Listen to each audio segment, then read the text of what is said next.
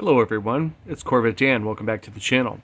Please click that notification bell and click the thumbs up because today's video is going to be discussing changing the lights in the center console of your dash, changing the light bulbs, and early C3s. I don't know if it's going to be exactly the same on later C3s. I know there are some different configurations, but I'm going to primarily focus here on the 68 to 71, but I know it probably applies to later C3s as well. So, stay tuned.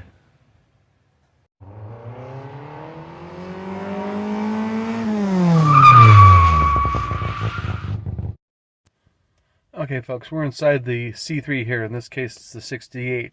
And the bulbs we're talking about is of course the ones that backlit the gauges, and also for the seatbelt warning light and door ajar. In this case, it is the door ajar light that is out.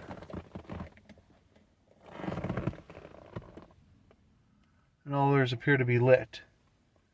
Okay, and the seatbelt light, I will have to show that. We'll get the key here in a second and show you. Okay, as you can see here now with the key, we have the seatbelt warning light here, but the door ajar on the other side is not lit. That's the bulb that is out. We're going to change that. Now, you're thinking that we have to take this bezel out, and with that would be several screws, including up here, both sides. There's a couple on either side over here. We're removing the radio knobs.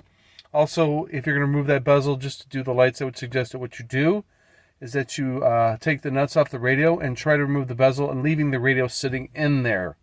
Trust me from experience, when I put this bezel back before after replacing the radio, that's what we did. We laid the radio in there and then put the bezel on and buttoned everything up.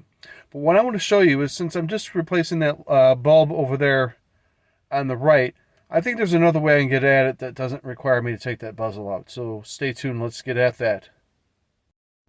Okay, folks, what we're going to do is we're going to focus on this screw, this screw, this screw, right? There are a couple here on the side. There's one, there's two, right, that you'll have to take out. And then there's one here and one down there. What you're going to need are two Phillips screwdrivers. You could probably get them all with the stubby, but you're definitely going to need the stubby between the door and what's the bottom of the A-pillar there. Okay, so we're going to start by removing these screws. First off,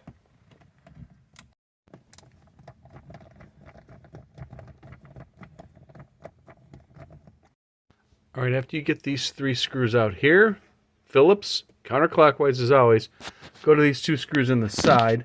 I'll try to film that while undoing them, but it's kind of hard. I'm doing this by myself right now.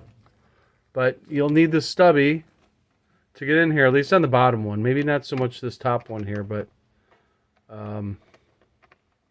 again, it's tough to do this while I'm filming here, but bear with me. There's that one. And then the other one is kind of, you know, down in here like so. After that one is out, you can see it's coming down a little bit, but you're still going to have to get the two screws on the other side of this bezel here. On the side. I don't know if you can see them, but there's two screws right here that have to come up, and then this whole piece is going to come out. We'll show that. Okay, it's a little easier to see those two screws now that they're removed. And after that, it should just come right out, I think, like so. We'll get it out. Is there a screw I'm missing? I don't think so. I don't think so, folks. Hold on here. Nope, folks, it just kind of, we had to work its way out, but it pops out after those screws. So now you can see I have already removed the socket from the bulb. It's the door ajar. I'm trying to get a better view for you, but it pops right in the back of there. So we're going to show that. Right now, let's go and show you the bulb that you need. We've got Sylvania 57. This will be the correct bulb for this. And we're just going to push the socket in, push the bulb into the socket, and then put the socket back into the hole. And you're just going to have to feel for it, but there's a hole And this just pops right in. And that'll be simple enough. Honestly, you could probably get the bulb to at least this gauge, and possibly if you have thin enough, maybe or maybe not, to the water temp, but most likely or not, you can at least access the battery and this bulb this way instead of having to tear this apart. So let me get that bulb in there for you. Folks, so now we have the bulb back in, but basically it's a push in and twist. I want to show you an easy way to figure out how to get that to go in, because I had a little bit of problem. I'm not going to be able to speak to show it to you, but I will show. I'll grab the light and then hold up the socket, and you can see where the groove is and which way it twists. I'll show.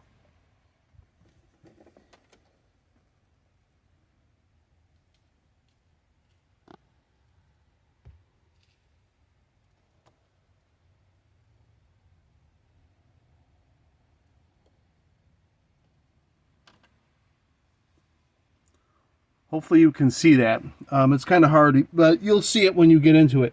And then it literally is going to push back in the back of that bezel. Right there.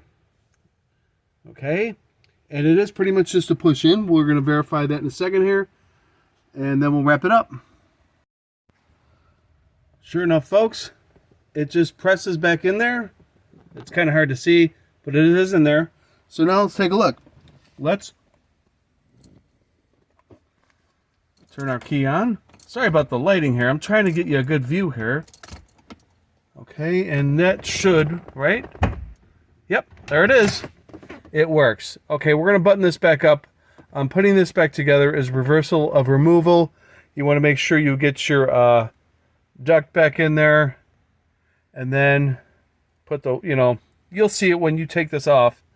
It's pretty easy.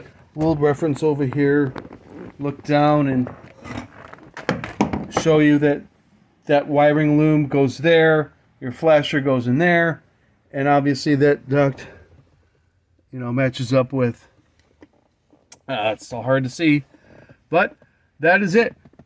Bulb is replaced without having to pop that console out. Stay tuned for the next one. Please smash that thumbs up, click the notification bell. This is Corvette Dan. Thank you very much.